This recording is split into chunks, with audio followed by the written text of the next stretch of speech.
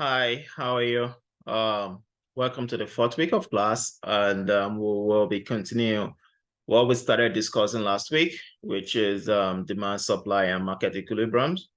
Last week I talked a little bit about demand curve, law of demand, and the likes, and how price can affect the quantity demanded, and how other factors like income can make a change in the demand curve. This week we'll be talking a little bit about supply curve and supply in general, and we'll be looking at market equilibrium. I'll also make another video on how you could plot supply curve and market equilibrium and determine market equilibrium using Excel. Last week, I made a video on how you could draw or plot a demand curve. This week, I will be making another video apart from this, where I will show you how you could make or plot supply curve using Excel. Okay, supply curve is just is a curve showing the relationship between price and quantity supplied. Also, you have the law of supply as a positive relationship between price and quantity supplied ceteris paribus. All other things remain constant.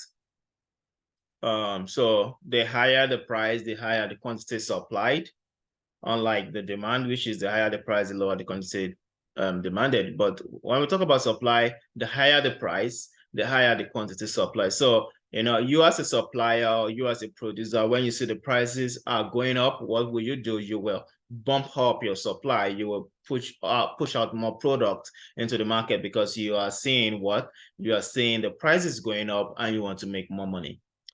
Quantity supplied is a change in quantity supply is a change in the quantity if I'm willing and able to sell at a particular market price. So when the price changes represented graphically by movement along the supply curve. So when we talk about a change in the quantity supply, we're talking about a change that a supplier or a producer is willing and able to make with regards to the quantity supplied. And usually this is affected by price. Like I said, it's affected by price, and you can see that along the supply curve. This is a supply curve, and a change along the supply curve is caused by price. Price will make a change, will make changes or will make a change along the supply curve. And as you can see, supply curve is upward sloping. You have a supply schedule here, which is almost the same thing as the demand schedule. For the supply schedule, you can see here as the prices increases, then the quantity supplied increases. Yes, as you can see here, the price increase from 2 to 10, and the quantity supplied increase from 0 to 400. So as your price is increasing, you as a supplier want to increase the price. How does a change in the quantity supply look like? Don't forget that a change in quantity supply is being influenced by price, right? So how does that look like? A change along the supply curve. So we have here as let's say the initial supply. And when that changes to this point, then we have a new supply, quantity supplied, and a new price, which is a change in quantity supplied. So when it increases, so this one is a change in the quantity supply. And as I told you in the demand video, we also have a shift in supply curve. So supply curve also shift to the right or to the left, or you say shift outward and inward. As you can see here, the supply curve, this is the original supply curve, and it shifts outward, shift to the right, which is an increase in the supply curve. This is not being affected by price at all. These are non-price factors will affect a shift in the supply. and we'll look at some of the factors that can cause a shift in supply curve. So an outward shift in supply curve to the right is an increase in the supply. And a decrease is the other way around, when the supply curve shift inward or shift to the left. That's a decrease in supply curve. So some of the factors that could cause a shift in supply curve, we have changing in the cost of production. When the cost of production is increasing or decreasing, it's shift the demand curve. The technology and innovation also shift the demand curve. Number of sellers in the market, I mean, number of people producing this thing, how many of these things are out there. It will also know if it's going to shift the supply curve or not. We have government policies like taxation, government spending, regulations, subsidies, and the likes could definitely shift the demand, the supply curve. Business outlook and expectation, future expectation. And don't forget that these are non-price variables. Non-price variables. Price variable will shape the quantity supplied, while non-price variable will shape the supply curve itself. Okay.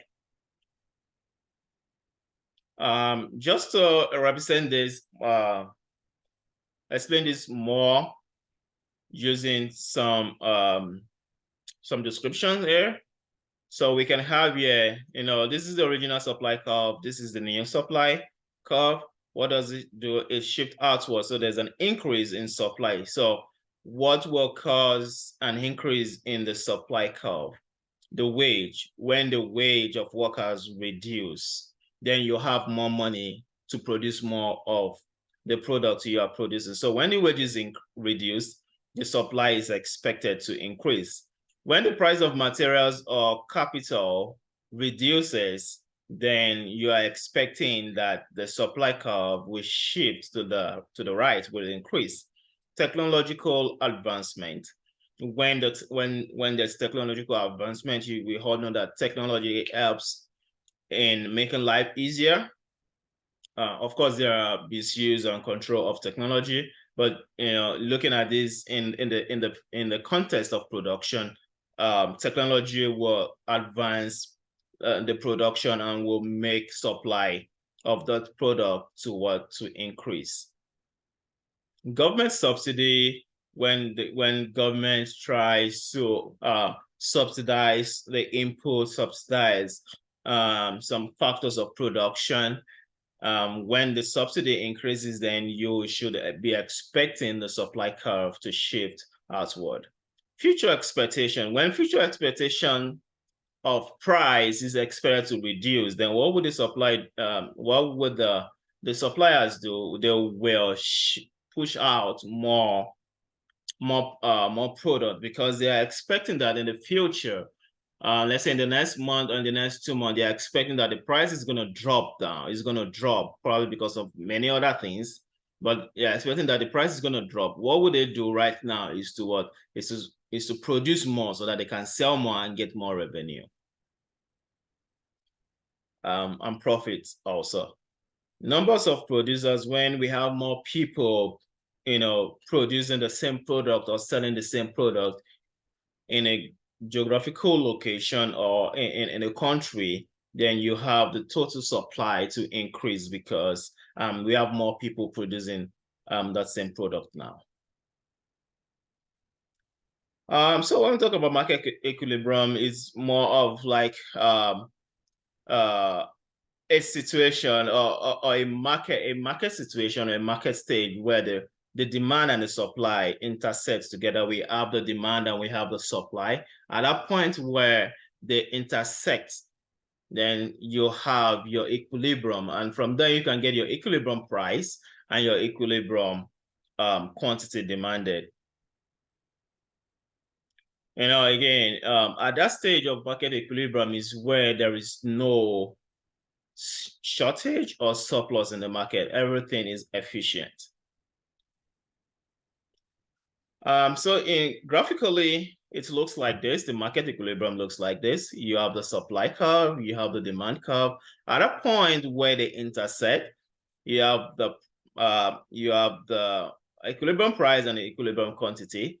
As you can see, the P star represents the equilibrium price, and the Q star and the Q star represents the equilibrium quantity. So yeah, you can say it's a stage where the market is at rest, or where the market is at equilibrium. So why do we say that that's a stage where the market is where the market is at equilibrium? Looking at different scenarios, just 2 different scenarios. Let's assume the price is higher. Let's assume the price is over here and it's not at equilibrium. If the price is over here, then what will happen? You have the quantity supply is greater than the quantity demanded. And that is that's a surplus. So you have, if the price is higher, the suppliers are trying to send more products into the market, but the price is higher, right? So there'll be less demand. So the quantity supplied is greater than the quantity demanded, and there will be surplus in the market. That is not an efficient place to stay.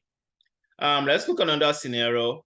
When the price is lower, then you have the quantity. As you can see, the price is lower. Then if you draw like a straight line across the supply and the demand curves, you will see that the quantity demanded is greater than the quantity supplied. And that is shortage, because the price has dropped. The producers don't really want to do not really want to produce or send their product to the market, because the price has dropped, and they just want to be conservative in a way. But because the price has dropped, what happens to demand? People want to buy that thing as quickly as possible. So we have more demand than supply, and that's a shortage. So in both cases of surplus and shortage, the market is not efficient, it's inefficient. So for the market to be efficient, it has to be in the position where the demand is equal to supply, and you have the equilibrium price and the equilibrium quantity demanded. So it's usually like in a cycle, right? Because you have, let's say the price is higher. What happens? You have more quantity supplied, and you have less of quantity demanded. So what happens? The price would drop because people are not really buying, right? So the price keeps dropping until it rests at the P star. So also the same thing as what happens over here. When the price drops, then you have more quantity demanded than supply. So when people are getting, like, you only have like 50 cars in the market and there is 70 people demanding for heat, right? What happens? The price goes up because there are more people trying to buy the product. Then the price goes up, and it keeps going up until the point where it rests at P star and Q star.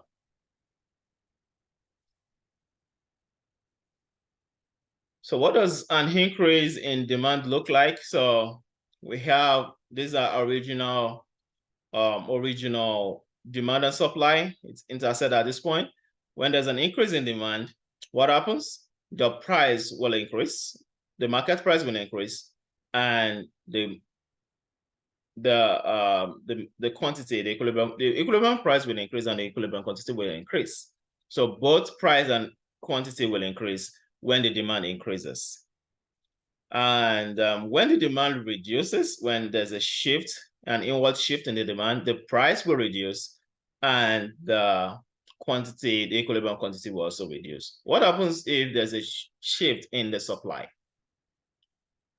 So this is our original supply and demand curves. When the supply shifts outwards, when there's an increase in supply, what happens? The price will increase. No, sorry, the price will reduce, and the equilibrium quantity will increase. as you can see here, if the supply shift outwards, right, there's more supply and the demand is still there, the equilibrium price will fall, but the equilibrium quantity in the market will increase. So it's kind of in the reverse position. What happens if there is a reduction in the quantity supply?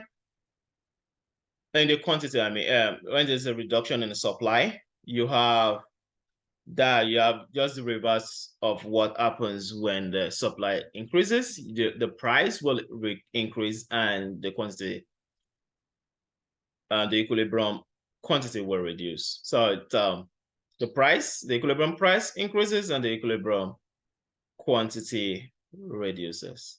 So this is a table showing what I've just explained in the graphs. It's easy to wrap your head around it. Just take it like when there's an increase in demand, the price and the quantity will increase. When there's a decrease in demand, the price and the equilibrium quantity will reduce. And this, we are talking about the market effect when there's changes in demand and supply. When there's an increase in supply, the equilibrium price will drop, and the equilibrium quantity will increase. When there's a decrease in supply, the equilibrium price will increase and the equilibrium quantity will drop, will reduce. So basically, that's it. You can definitely go over this again and again, and I will make another video to explain the mathematical expression of demand and supply and how you can plot that in in Excel. So I'll be stopping the video now. I hope you all enjoy your week, and definitely send me an email or come to my office hours on Wednesday 12 to 1 p.m. if you have any questions or concern or you need any clarification about anything. Okay. Enjoy your week and bye for now.